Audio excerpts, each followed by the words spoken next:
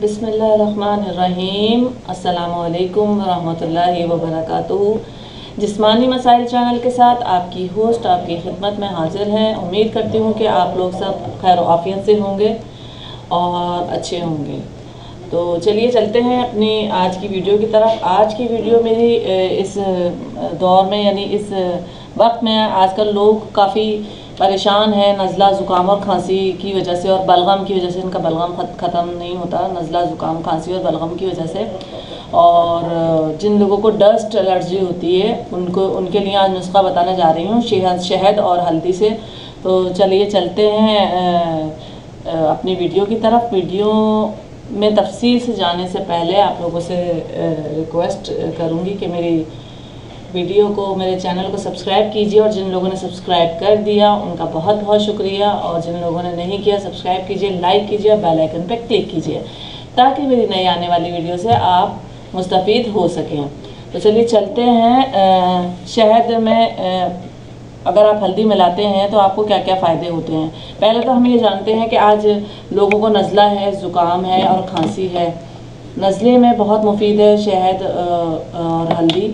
और इसके अलावा जो ज़ुकाम होता है, खांसी होती है, लोगों का बलगम होता है जो बहुत ज़्यादा जमा रहता है, और बहुत सारे लोगों को डस्ट एलर्जी होती है, उसको ख़त्म करने के लिए और इसके अलावा सीने की जलन दूर करने के लिए और हाजमा बढ़ाने के लिए भी ये बहुत मुफीद है। इसके अलावा ये जो अमल मैं आपको बताने जा रही हूँ जोड़ों का दर्द में भी बहुत मुफीद हैं ये दोनों चीज़ें। तो चलिए चलते हैं अपनी वीडियो की तरफ। शहद के बारे में आपको हर वक्त मालूमात मैं आपको इंशाल्लाह वक्तन फ़वक्तन देती रहूँगी। तो इसके खाने के बहुत सारे फ़ायदे हैं, सबको पता है। शहद बहुत फ़ायदेमंद होता है सर्दी में भी और गर्मी में भी। शहद में कार्बोहाइड्रेट्स पाए जाते हैं।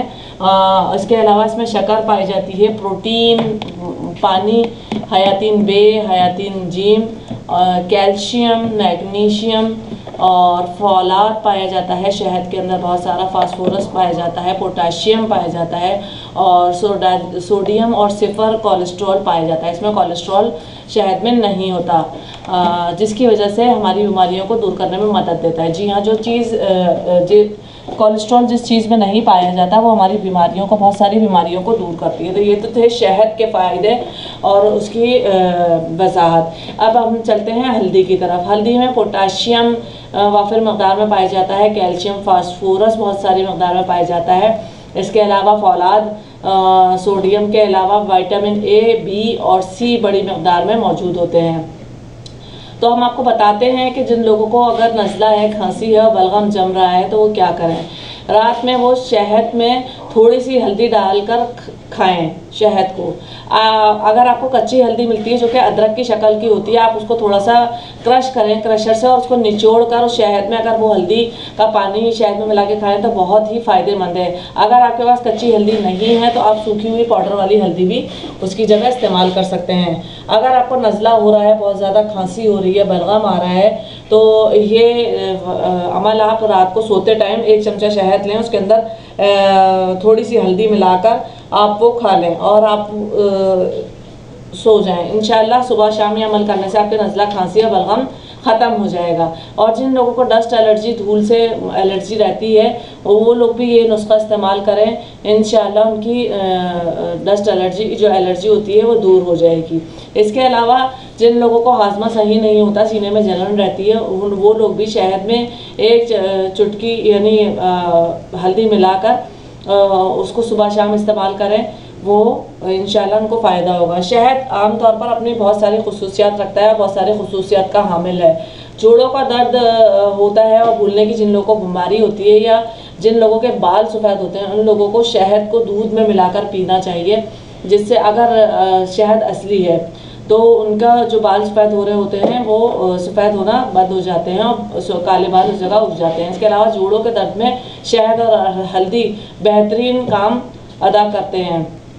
शहद और हल्दी के फ़ायदे मैंने आपको बताए, नज़ला, ज़ुकाम, खांसी के लिए, बलगम के लिए, जोड़ों के दर्द के लिए। आप इसे मुस्तकिल 15 दिन इस्तेमाल करें। इंशाल्लाह 15 दिन के अंदर आपके नज़ला, ज़ुकाम, खांसी और बलगम ख़त्म हो जाएगा और जोड़ों का दर्द ख़त्म हो जाएगा। इसके अलावा जिन लोगों के सीने में जलन रहती है और हाजमा सही नहीं होता, वो लोग इसको मिलाकर पिएंगे तो उनका ये मर्ज ठीक हो जाएगा इंशाल्लाह। तो उम्मीद करती हूँ कि आपको आज की वीडियो पसंद आई होगी। शहद को अपनी ज़िंदगी में इस्तेमाल करें। शहद को अगर आपको खांसी नज़ला ज़ुकाम है तो उसका इलाज आप घर में करें, और शुगर के मरीज़ ज़्यादा शहद को इस्तेमाल ना करें। और बस आप लोगों की इजाज़त चाहती हूँ और दुआ करती हूँ अल्लाह ताला हम सबको अपने हिफ्ज़ व अमान में रखे। अपना बहुत ख्याल रखिएगा। अपनी होस्ट को इजाज़त दीजिए। अस्सलाम वालेकुम व रहमतुल्लाहि व बरकातुहू।